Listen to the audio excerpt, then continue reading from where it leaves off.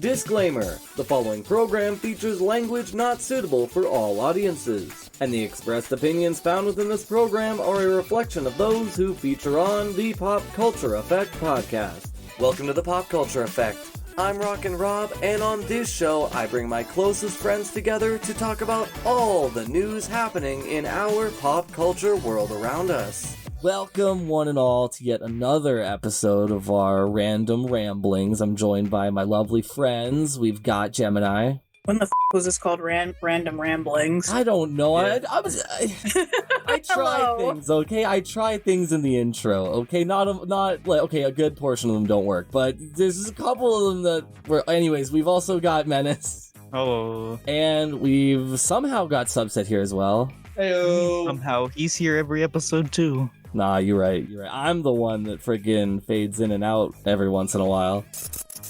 Now, this week is a little interesting as there is two topics I'm going to discuss this week, and one of them is kind of similar to what I did last week, and that is the fact that we've got another anime on our hands. This time I'll be discussing Red Ranger Becomes an Adventurer in Another World, or as I'll be calling it in the title, the Red Ranger Isekai. Now, this is one of my most anticipated animes, as this takes a Red Ranger Sentai and isekais him into a fantasy magic world. Now, this is one of the coolest animes I've seen, and I know I just gushed last week about how cool Zenshu was, but this one is really just a comedic wonder to watch through. Now, we've got Asagi Togo as a Bond Ranger, or Kizuna Ranger, as he is teleported to a fantasy world where he meets a wizard named Yidra. Now, obviously, the Power Ranger man's gonna Power Ranger, and he's gonna do his awesome transformation with all his cool gadgets and abilities that these magic worlders have just never experienced before in their entire life. So they're just insanely confused,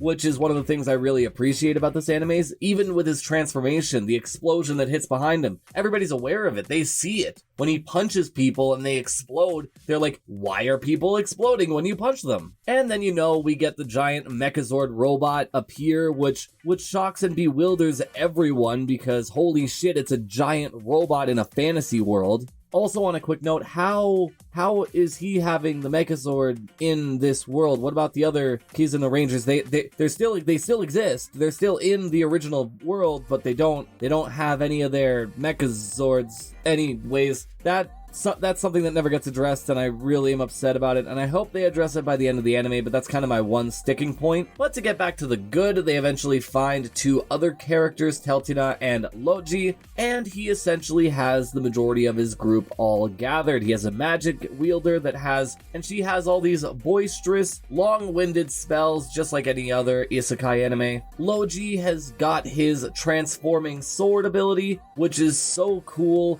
Just like Urza from Fairy Tail, he just gets like several different weapons just based on what he chants for. And then Teltina has your typical summon-based monster ability where she's able to bring a really cute-looking doggo to the fight. Now, the whole goal behind this anime, at least from Yidra's point of view, is to get the royal scepter back into her hands because she is taking up the job that her father had in developing and curating magical tools to help those who don't use magic. And then you got the Red Ranger, who has spent the past 6 months trying to get back to his world, and it just hasn't happened, so he's just kind of like, well, people are in trouble here, so I might as well just help the people that are here. Now, I think that's kind of funny because, at the start you would try to find your way back, but if you were a Red Ranger in a position where people were in trouble, you'd just be like, well, I'm here now, better just help the people that I can help, Now, I think one of the good things about this anime is the expression of animation, whether it be through the transformations and abilities from the Red Ranger, or the different unique styles of fantasy-based abilities that we get from the rest of the cast. Now, I definitely suggest this is an anime you check out,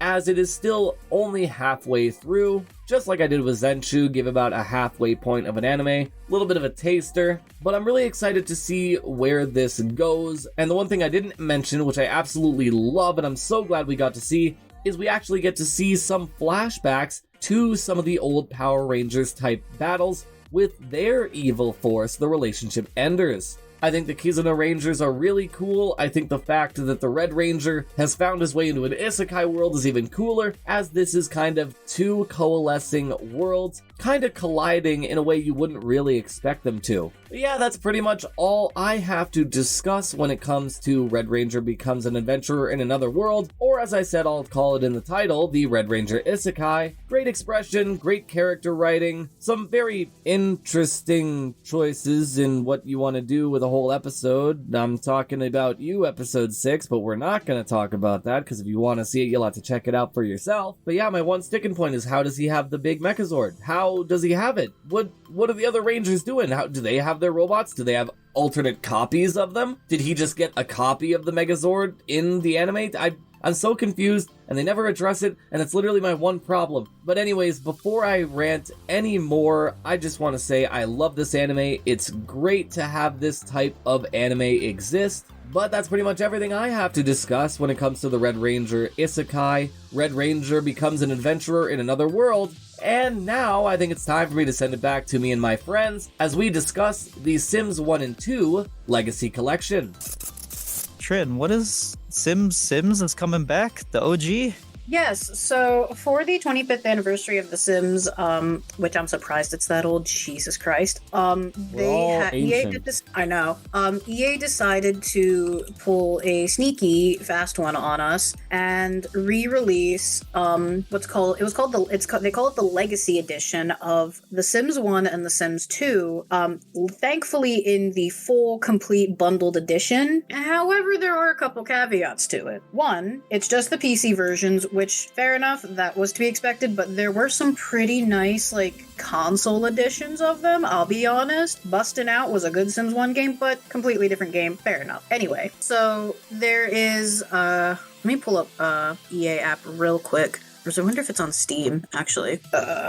So it looks like the Legacy Edition on Steam itself, which comes with The Sims no, this is The Sims 2. Hold on, where is the bundle? I know there's the Legacy Collection. That's The Sims 1. Where the I know it's on here. Maybe not. Maybe they don't have. Either way, they both come to about it comes to about $40 for both of these games, which you're getting almost the entirety of The Sims 1 and The Sims 2 when you get this. That's not actually that bad. For these being 25-year-old games, or a 25-year-old franchise, and with how money hungry EA has been, not bad. The Sims 2 Legacy Collection rounds out at about $30 USD, with the Sims 1 Legacy Edition rounding out at about $20 USD. Again, not bad for the whole bundle. However, here's where the caveats come. One, for the people that already own these games, it's kind of something that they don't necessarily need. Fair enough. There are a lot of older individuals, myself included, except The Sims 1, I already have it. So for me, I don't really care in this aspect. For the younger generation that would like to get into it, it's very great, but that's where you have other issues. One, you're not getting the full collection of The Sims 2, sadly. They had to leave out one of their stuff packs, which was the IKEA stuff pack that came out a long time ago, which was a collaboration between EA and mostly The Sims and IKEA. However, because they were using legitimately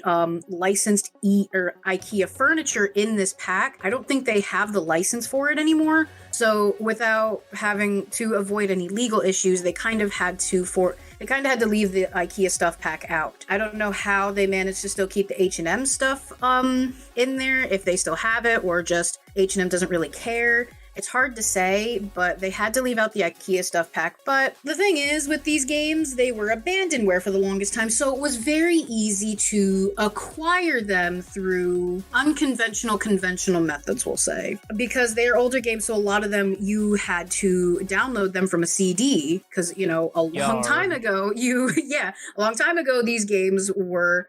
games weren't digital download, you had to install them from a CD, and that's how these games were. And most computers nowadays don't come with a CD drive. Laptops do, most of them. I think they kind of have to. But desktop computers don't come with CD drives anymore. You usually have to buy an external one to download some of these older games if you want the legitimate physical copy. Because of that, it made acquiring these games a little difficult legitimately. So then that kind of brings around to, well, why would I waste my money on this if I can also acquire it much more easily? Fair enough. There are a lot of pulls and twists and turns and gives and takes with this, because on one hand, now you do have a legitimately licensed copy of The Sims 1 and The Sims 2, and I mean, The Sims 1 is an iconic game. It looks like shit. I'll be honest, the game is so much different from how they've improved it, but it's got that iconic nostalgia to it. I mean, this is what kickstart this 25-year-old franchise that is still going strong to this day. It's seen a lot of tragedies. It's going downhill very fast, but that's besides the point. It's still very popular. And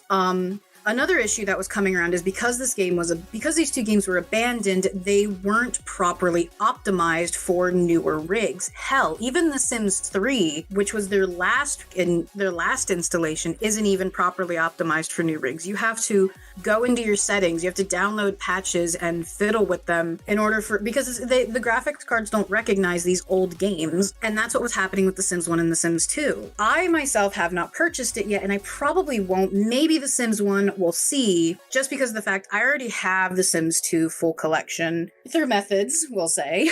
But again, it was abandoned. Like at that point, when it's abandonware, I don't actually think it's considered pirating at that point. Does that make sense? Like abandonware games are it's like free. It's free essentially. You know, they're not being sold. They're basically. Which that's why when we were talking about Bloodborne earlier, I was surprised that EA didn't try to do anything about that, because now they're not abandoned anymore. They're the legacy collection, and it's such a mixed bag, because I've also been seeing that apparently, I don't know about The Sims 1, I think with that one it might just be more like resolution issues, which fair enough, the game is jank and old, but apparently with The Sims 2 there have been some performance issues with it. A lot of people have been stating that after they finish creating a family, the game just fully crashes on them. Sims disappearing, pets disappearing, and everything. So sadly, it does look like when they release this, they might not have fully optimized it for these newer hardware and rigs, which is pretty tragic, but that also is kind of on point with EA at this point. They release their shit half-baked. Like exactly. And it sucks because, like, this was supposed to be something that, like, you know, it was kind of meant to... sports game and you can't make a sports game correctly. That too. But, like, you know, they're starting to slowly swing back into the direction that the Simmers want, and they still missed because they just apparently shipped out a still half-baked game, and like you look on Steam and the reviews are mixed, which is not good. Let's see, but one thing, if you had seen or heard of this and thinking that it was a remaster, it is not. It is a full-on re-release, which completely fine, you know. These are very old games, and sometimes they just want to re-release them for the hell of it. It would have been nice to see a remaster, but then when you think about it, that was kind of the whole point of just Sims 2, Sims 3, Sims 4. Those are technically remasters of the game because it's just the game with a new coat of wax. Yeah, it's just... yeah, like... it was what's next. Yeah, it's what's next, you know, to show, like, what they're gonna add next, what the graphics are gonna look like in the next iteration, and... because here's the thing, the Sims that are in The Sims 2 can be remade in The Sims 3 and The Sims 4. Because they have been, and if you're not happy with how they look in that, you can easily remake them yourself. So it's not like it needed a full-on like remaster. So that part I don't understand why people are a little upset about that. Sims was one of those games I never thought would need a remaster, because like that's the whole point of the continuation of like the next game. Yeah, that's supposed to be that. This is the next upgrade of how they look. This is the next upgrade of how they act. This is the next upgrade of like because here's the thing, if you really liked, because like this is one way I can tell you of how like you can technically do your own remaster of it. Yeah, you're going to be missing features and functions from previous games that you would want to come back. Yeah, that's a thing. Oh, did I really enjoy the wants and fear system of The Sims 2? Of course. It's probably the best way that they've done it. And would I have wished that it was in The Sims 4? Yes, because their wants and fear system in The Sims 4 is kind of dog shit. Same with their chemistry system. However, it's still fine, and with mods, if you play on PC and are willing to mod your game, you can kind of get it almost close enough. But say there was a town that you really liked from The Sims 2, easily recreated in The Sims 4, bam, that's your remaster, because again, it didn't need a remaster. Honestly, there are some games that never need a remaster because that's just how good they are. A re-release is honestly fine, maybe something to scrub out a few bugs because of how old it is, and, you know, back then it was very hard to patch games because it was very hard to patch games in the early 2000s because the internet wasn't as big of a thing as it is now. So, and these weren't digital games, they were physical copy games. Yeah. So, like, that's one thing where, like, you know, re-release it, scrub off some bugs, scrape off the rust, boom, re-release, perfectly fine. But as I stated, though, that isn't the main problem with this re-release. As I stated, some people have been experiencing crashing issues there are a lot of bugs that still haven't been fixed, which again, there's no such thing as a bug-free game. I will never not live that. I will always say there's no such thing as a bug-free game. Anyone who tries to claim it is a full-on liar. Yeah. I do not I'm care. a liar. You. But yeah, apparently it has been crashing a lot. Lots of glitches such as food disappearing, other things disappearing. Let's see. Your Sims are starving and then your fridge is magically empty. Yeah.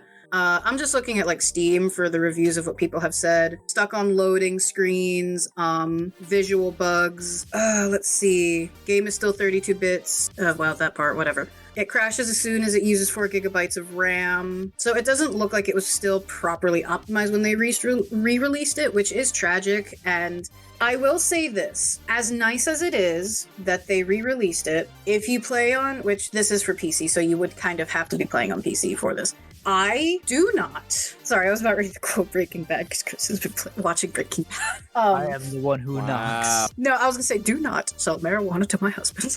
That's what I wanted to quote. But anyway, I would Skylar not. White. I would not recommend going to specific abandonware sites and getting it that way. I would never say that. Acquiring patches that would fix the game, because there it's the I think it's by Mutilda, I think was her name. I don't fully remember. No. I'm definitely not advocating for this, but this is the No, I am not. If you want this. I'm not advocating that at all. Because that is very wrong. These companies work very hard for their money. But anyway, bullshit, we know it.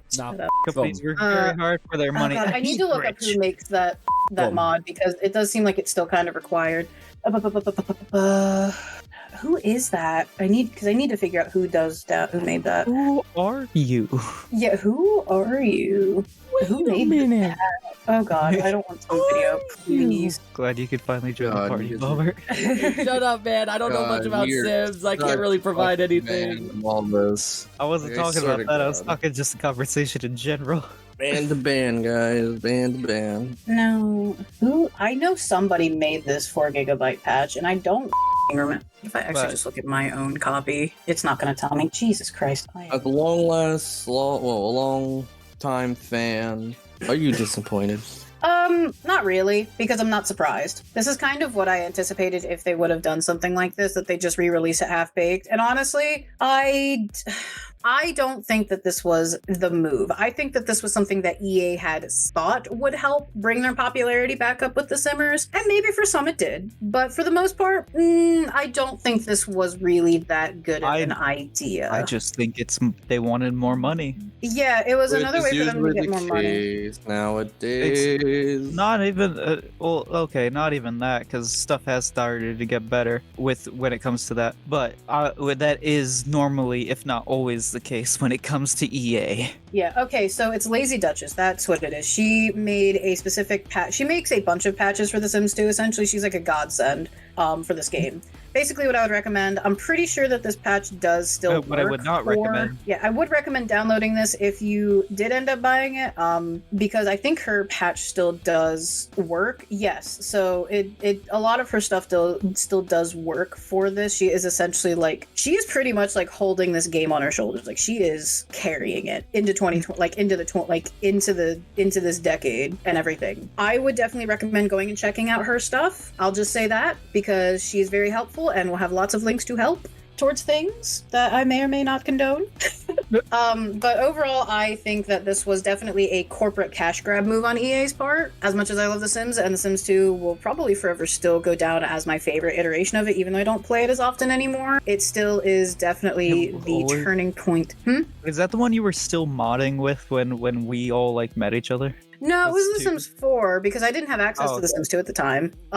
No, I only recently got my mittens on that, I think 3 years ago. I've played this game almost the entirety of my life, I'll admit. I was trying to remember which Sims it was with the Sims 4, the one that's currently out, that's well over 10 years old now. Okay. But I definitely do believe that this was a cash grabby corporate move on EA's part. They are definitely trying to keep their relevancy alive, especially because I think they're very well aware that they are not going to be the top contender anymore. Well, my whole thing is, if that's the case, why not, instead of dumping all this money, why not work on a new Sims? Because they are desperately trying to keep The Sims 4 alive as long as possible. I think they have stated that there will not be, for the foreseeable future, a new game. They are just going to keep piling on The Sims 4. And the tragedy of it is, the code for The Sims 4 cannot handle it anymore. I hear some people, my game doesn't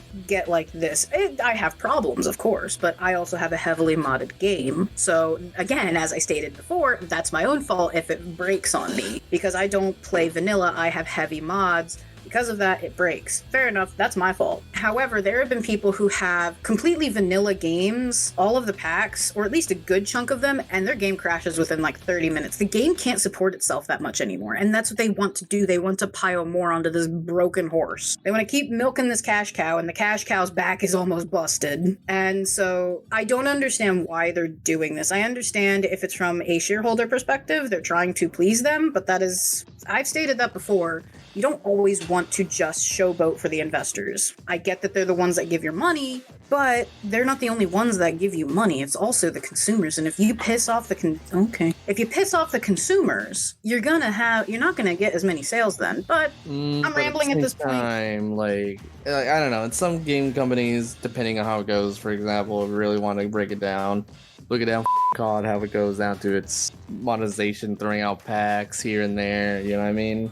Yeah, and like I get why they do it, but I think the biggest thing is they're still cocky. They know for right now they are the top dog. But in a year or two, I'm saying that's why they've been able to charge so much for all their DLCs and stuff. And they're getting cocky, which I don't do often for games. I have a lot of high expectations and high hopes for the two life sims that I've talked about before. We've already had one tragically fall, which was Life by You by Paradox. That was the biggest tragedy because that was being backed by the guy who made The Sims 2.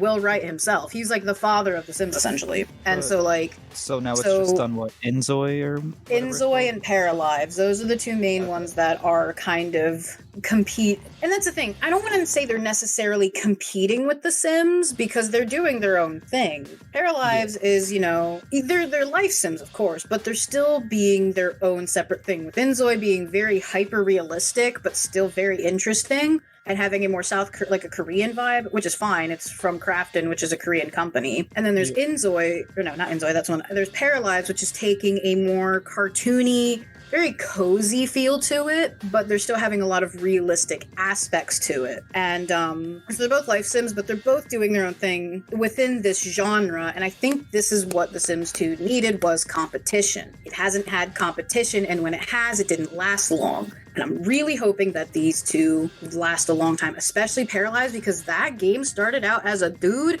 who quit his job and said, it, I want to make a game. Yeah. And it is now a independent, or it's an indie team of like 10 to 15 people, give or take. That's why it's taken them so long. But I have really high hopes for them. But I know they're not necessarily... It's a hard thing, because I don't want to compare, but they're definitely competing. Does that make sense? Yeah. Whenever you're in the same genre as one of these big companies, that's always something in your head is, that is your big competition. And that's why, I don't wish to compare these three at all. Because you have The Sims, which has been... That's the god of them all. It's been around for 25 years. Yeah. You have Inzoi, which is being backed by which is being backed by a lot more money and a lot more beef and everything. It's being used on the new engine, I think, being made with the new engine. Well, and then you have Paralives. I was gonna say anyone who's listened to the podcast consistently, and you guys know, I'm always up for new IPs over old IPs. Exactly, and these are new IPs in this in this genre, and I'm here for it because this is what The Sims needs. It's gotten lazy, it's gotten greedy, and it's gotten cocky. It's gotten arrogant because it knew for 25 years there was no one else to compete with it. Mm-hmm. So I'm really hoping that these games do well when they release, and they actually make EA scared. Another golden age for video games. Exactly. I hope they do well, and I hope that they are willing. It's starting to feel like that, in all honesty. We had a bit of a dark time. Oh, I'm saying with the games that have been coming out in these past couple years. Yeah, there's been a couple but as opposed to a year or two ago, it's been going up. But either way, EA re-released some of their older titles, their flagship titles, I would say. Actually, alongside that, they also updated The Sims 3, which that one has been close to abandoned, pretty close to being abandoned. You still have to pay full price for a lot of their shit for it. But they did some random update. I didn't update my game because I'm scared because I have mods, and that game has not been touched in so long that I'm terrified. That's fair. But either way, it looks like this is definitely a part of EA to where they're trying to win their fans back, because I think they might be noticing things aren't right, but they're still arrogant. Yeah, they're noticing that I think that as in Zoe and these other ones start releasing or getting closer to release date, they're gonna start sweating, and it's gonna be Inzoi has 2 months until it releases its projected release date, and then Paralives is projected to drop its early access this year. So I mean, yeah, this year is probably gonna be terrifying for EA if they do well, which I hope they do. Which probably means that these re-releases are to the ground. Nah, play these instead of Inzoi. Play these. Exactly. Yeah, it's a corporate sellout for them to be all hey, you guys started with The Sims 1, you love that. You guys always love The Sims 2. I swear to God, you always are talking about it. You never shut up about it. Can take it and keep playing, keep giving us money. We'll be releasing the same DLCs for the same amount of money later on. Just stay tuned. Yeah, we'll keep releasing the Country Crapper Cake. Again. Is it bad that I could see them do that? I could see them re-release the same DLCs that were in Sims 2 for Sims 2. You gotta buy them again. Oh my god. No. Okay, so for this, they bundled it all together, so you don't have to buy all the packs. Oh, okay. But still, I'm basically buying the same shit But again. the thing is yes. if you buy just the base version of this new Sims 2, do you have to buy all the DLC again? It's a bundle. It's a full release bundle. The only thing it's missing was the IKEA stuff pack, which, as someone stated, you can easily just drag and drop the folder right into it and you have it. This is one what's the thing? A Wait, circus. if you could just drag and drop your shit to that once again brings us back to the fact, why re-release this game if it's hold up. It's the same thing. If you acquire, and that's why I said I know. Let's just say at one point this game was on abandonware.com at one point, and I'm pretty sure that site is completely legal. Let me double check that, and then Robbie, you can cut that out or not. He's not even here. I mean, I am here, but he's been muted. I don't have a problem with. I mean, okay, you guys think I should cut it out, I will cut it out. But if nobody cares, no, it is horrible. Okay. Oh my god, Bobber. Yeah, you sound horrible. You're gonna have to cut that part out. Take your pop filter off, Bobber. Yeah. So, the game was considered abandonware. As such, it is legal to distribute. If you have an abandonware copy of The Sims 2 and The Sims 1, completely disregard this. In any case, I'm pretty sure it's still technically considered a form of abandonware. I just don't I've been rethinking about this, going over it, and the more and more I think about it, there is no point for this other than for Inzoi coming out. Exactly, because the game is still considered abandonware, and abandonware is completely legal. God, I love the internet. We're wrapping back around to, don't buy this bundle, don't buy the Legacy Edition. You're essentially screwing yourself out of money. It's just, EA is, we're never going to be sponsored, and I don't want to be sponsored by EA, so EA is one of the stupidest companies they're the scummiest. Can never forgive them what they did to Battlefront 2 or Battlefront in general. What they did to Dragon Age? EA Sports. They poison every IP they touch. They do. Or just literally don't do anything if they have it in their midst. They just never do anything. Dragon Age. It's just Mass Effect. Just poison. Mass Effect. They are the Reapers. They are the Reapers. I'm never forgiving them what they did to Dead Space. Never forgiving them. After them canceling the remake for 2 because, the first one didn't do well. Well, you can eat my ass. You can eat my ass. You'll have to pay for it. Yeah, that's kind of the a DLC bundle. Oh my god. Anyway, that's all I pretty much have to say about this whole The Sims 2 bullshit re-release. Don't buy it. It's a waste of money. Don't do it. I'm not gonna do it. I thought about it for like 5 seconds because I was starstruck by I had my nostalgia blinders on, my member goggles, whatever the you call them for Robbie. You were nomming on the member berries. I was nibbling hard on those member berries, and then I actually looked into it. I'm like, what the I don't know. I can see why like people would want to get this. Yeah, and like I said, I get that. Like those who either don't trust the abandonware site, I get it. It is risky. You are taking a big risk a lot of times when you do that. I get that. Individuals who maybe have very strict internet settings, maybe very hard to bypass. I get that. If you would rather just have legitimate copies for legal reasons, safety reasons, fair enough. I completely understand. I don't do this kind of stuff anymore. I mean, I never did it before. Anyway, but... Now, I know I'm a little bit late to the party when it comes to celebrating Valentine's Day, but with me watching the new horror movie Heart Eyes, I couldn't help but include it right here at the end. Now, this is the best type of slasher movie because it takes such a wholesome concept like Valentine's Day and it just completely turns it up on its head. Now, for what they call in the movie the Heart Eyes Killer, or HEK, he is one of the coolest new-gen horror icons that I've seen in a while. I just wish the lit-up eyeballs were used more often. I love his form of killing, with it being more like a Cupid's arrow type deal, and the kills are some of the coolest I've seen in the past few horror movies that I've been able to watch. Now, to start, I didn't really like the main characters of this movie. Like Allie and Jay at the beginning weren't really that interesting to me as characters,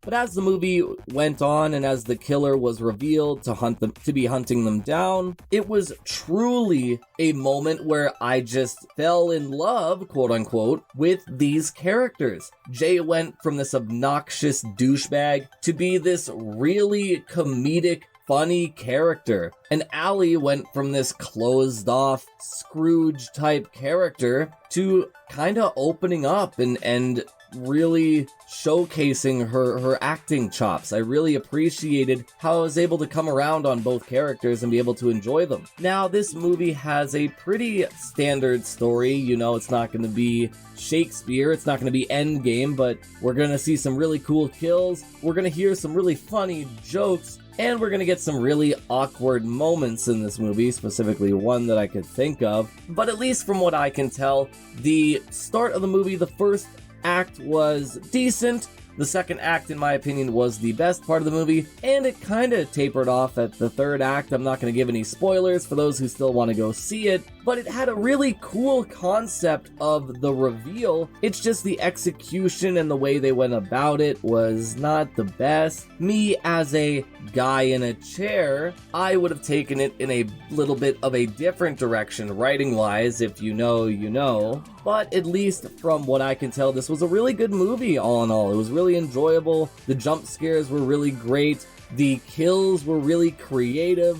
And honestly, I am just so conflicted because I'd love to see this be a mainstay. I'd love to see Heart Eyes 2. Or maybe we get to see a streaming series where we get to see the aftermath about people who get inspired by it. Maybe it turns into this growing infection that infects more people and creates more Heart Eyes in the world. But as a standalone movie, I think this works perfectly fine for what it's designed to be. I never thought we'd ever see a movie where a killer was hunting couples on Valentine's Day, but that's exactly what we got in this movie. But yeah, that's pretty much everything I have to talk about when it comes to Heart Eyes. This was a really interesting horror movie to experience, and it was definitely worth my money's worth to watch it in theaters. And as a side note, it was kind of cool for me because there was literally nobody watching the movie on the day that I was watching it, so it was essentially like my own personal viewing of it. But yeah, that's pretty much all I have to discuss when it comes to the Valentine's Day slasher Heart Eyes. But now I think it's time for me to send it back to me and my friends to end this week's episode. I would at this point recommend not getting this bundle pack. I just wouldn't recommend it.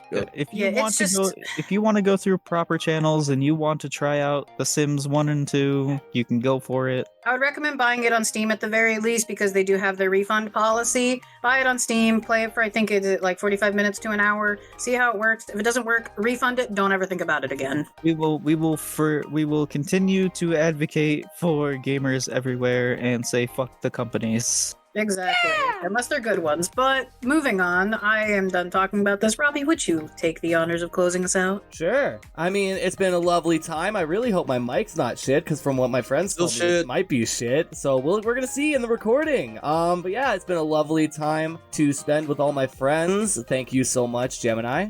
A pleasure as always. Thank you so much, Subset. Hey-yo! And thank you so much, Menace. Oh yeah, always fun.